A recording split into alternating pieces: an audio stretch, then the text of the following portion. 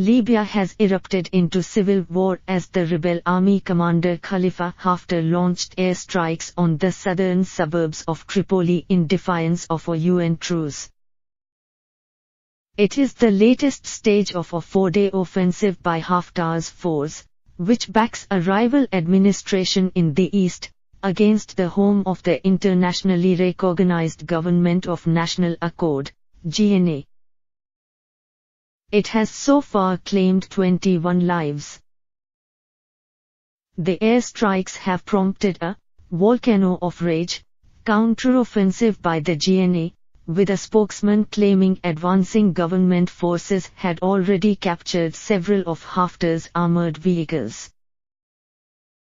The offensive intensifies a power struggle that has fractured the oil and gas producers since the 2011 overthrow of Muammar Gaddafi. Haftar's troops, which called themselves the Libyan National Army, claim to have reached the southern outskirts and taken its former international airport. A warplane carried out an airstrike in the same area, a resident and Eastern military source said.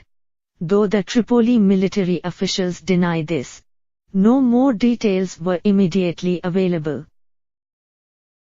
The UN mission to Libya today for a truce for 2 hours in southern Tripoli to evacuate civilians and wounded, it said in a statement without giving details.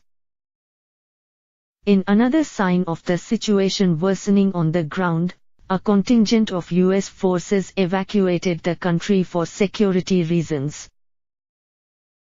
The offensive has taken the UN by surprise, undermining plan to find agreement on a path to elections to resolve the protracted instability in Libya. The country is a transit point for refugees and migrants trekking across the Sahara with the objective of reaching Europe across the Mediterranean Sea to the north. Haftar, 75, who casts himself as a foe of Islamist extremism but is viewed by opponents as a new dictator in the mold of Gaddafi, enjoys the backing of Egypt and the United Arab Emirates, which see him as a bulwark against Islamists and have supported him militarily. The UAE, however, has joined Western countries in expressing its deep concern about the fighting. In the past, Haftar has struck deals with armed factions outside Tripoli to advance his forces. But gaining control of Tripoli, the ultimate prize for Haftar's Eastern parallel government, would be far more complicated.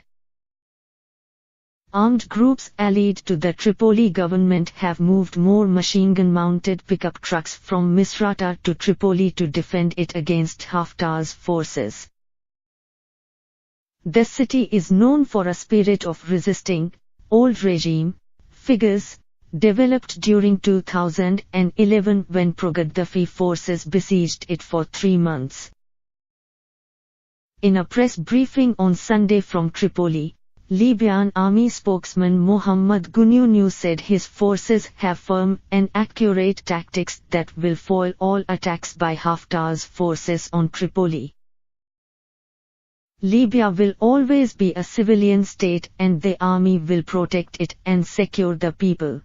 The Libyan army rejects coups and militarization of the state, he said. This attack is a surprising one that destroyed the Libyans' hopes for democracy as all of them were preparing for the upcoming national conference in Ghadams. It was also claimed by the GNA that it had taken dozens of captives from Haftar's troops, confiscated many vehicles and repelled rival troops from the boundaries of the city of Gharyan.